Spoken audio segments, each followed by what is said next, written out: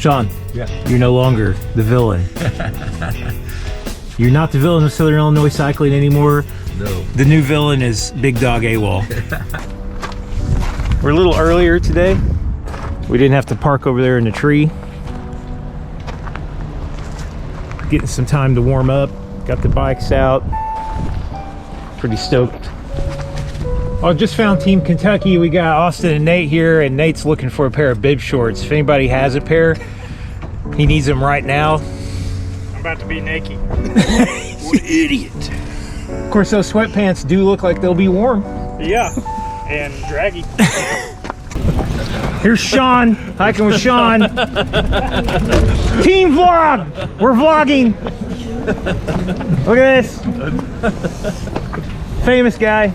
Well, not training for this. Now this guy has got 1,000 miles on you at least. 1,200 for January. Yeah. 1,200? And you're the champ, right? You won the 1250. Yeah. Hey guys, welcome to the Dirty South 2025 video. As you can see, I was having a great time at the beginning. It's one of my favorite moments of the year, to getting together and seeing all my friends come together in one place, whether they be fast, racer types, or just everyday riders like me, just getting together and seeing all these people come from all over the place to come ride in the great Southern Illinois region. Always makes my day. So this is our premier event. This is the biggest gravel event in Southern Illinois, the biggest bicycle event in Southern Illinois, and one of the biggest sporting events in Southern Illinois, really, if you think about it, when it comes to participation. You have 750 people who have signed up to do this sporting event. I'm sure there's some big ones I don't even know about, but that's a pretty big sporting event, you know, that people come to participate in here. And it's a season opener for a lot of people. Barry, can you take your bag? This is my purse. Well, you better find. This is my carry-on. Well, you better get up there. You better show Barry Natalie if he's gonna get it. Where's she at? She's up at the front. Put your bottle hand up. Get find her. Yeah, I think. Come on, Nick. You gotta look after my girlfriend too, dude. Help me out.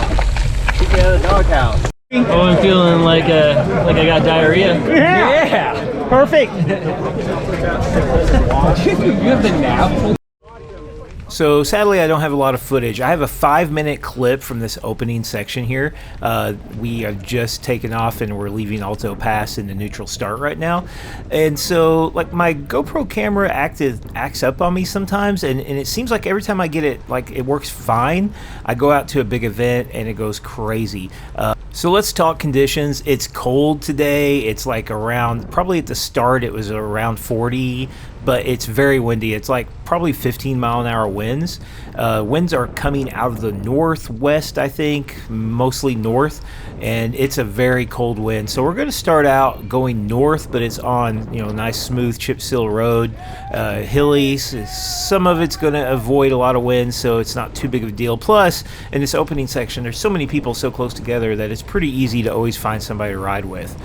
I think that, you know, me and the group I was riding with, the Gabe, Barry Parks, Adam Scrow was there, Michael Norris, Nick Reel.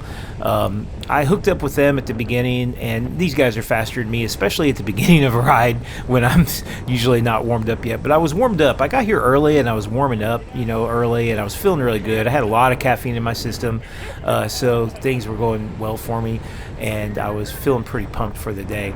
I managed to stick with them pretty well until I decided we get into some of the bigger hills, and I'm just, you know, I just am not climbing with these guys. There's just no way I'm going to stay up with these guys in some of the climbs, so I ended up dropping back eventually. I had high hopes for the day. I had really planned on a good result. I mean, I was not just hoping for it, but also just literally I just knew I was going to do well because I have trained really hard compared to last winter. I mean, when I say trained really hard, that's all relative, but I was getting about, I would say, almost 10 more hours. I got probably 20 or 30 more hours of riding going into, you know, in the last 3 months, you know, probably a pretty good amount of riding, you know, that of training, and things have been feeling decent lately. I've had a couple good outside rides. Last weekend I had a great kind of test ride. Got a new bike, that bigger tires, or new wheels. I mean, like, I had a lot of things I thought were going my way, and so I was pretty stoked.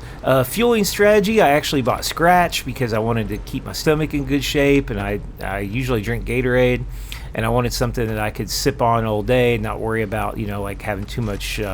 I don't know, like sometimes I think the Gatorade's maybe a little, I don't know. But I bought Scratch, I bought Goos, I had some gels.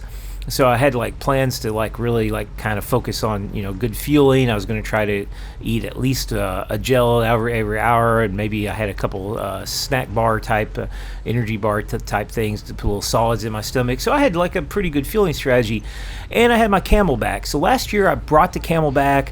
I filled it about halfway full. I threw it in the SAG truck, and I picked it up at the first SAG stop, which I didn't really want to carry the extra weight of the water over the first few hills. So, because some of the biggest climbs come through the Pine Hills section, and I thought, well, I don't really want to carry this bag. I almost never use a hydration pack anymore, so it just kind of like thought it seemed like a good idea to me just to ditch the hydration pack and not most of the time. But I decided for this race I would use it, and I thought, staying, keeping hydrated, and because it was so windy and cold, it might be hard. I thought it'll be a little easier with the hydration pack and gloves and all that stuff. So the hydration pack, I think that was my downfall. My race went off the rails at about mile 40. I got sick to my stomach. It was actually mile 38 and a half, right after Silica Hill. Kind of started feeling a little queasy through Silica Hill, but that's so hard, I kind of expected it. And, pretty much every time I go through Silica Hill, I feel just destroyed afterwards, but I start feeling better pretty soon and recover. This time I just kept getting sicker, and not just like feeling, worn out and stretched thin and everything, but like just like sick. And I couldn't get over it. And eventually I got off the bike and started actually like kind of puking up some water and gel and stuff. Come to think of it, I was like, I didn't really clean that Camelback very good. This could be completely, it could have just been I rode too hard, it could have been anything, maybe I had a little too much caffeine, who knows. But anyway, I completely made a mess of my race as far as like time. Now, what the time to me, it's like I'm not even competitive, it doesn't really matter. I want to do the best I can do, but the problem is that after I got sick, the rest of the race was just a torture, just a sufferfest. Like, I was just like, it was just a struggle to keep going. I really wanted to quit, but I really didn't have a good way to quit. And plus, I was like, I really did want to finish. So the last 20-ish, 25 miles of this race, 23 and a half or whatever, my average speed went from like 14 to 10, and I rarely got my heart rate over like 140, 150 beats per minute, and that was like for short times. And most of the time I was just sitting there just like trying not to be sick.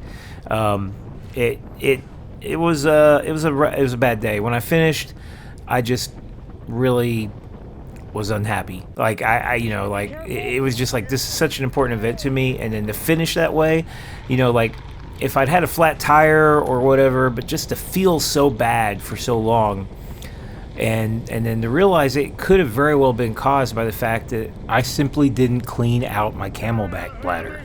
GoPro camera, I gotta replace this thing. Every time I use it on an important event, it starts flaking out. I ended up getting I had it set for 5-minute clips, and it would take like 30-second clips and say it was overheating. I don't know how you're overheating in when it's 40 degrees out. I wonder if maybe it's a bad battery or whatever, but I think it's time to upgrade anyway. This is a pretty old GoPro, and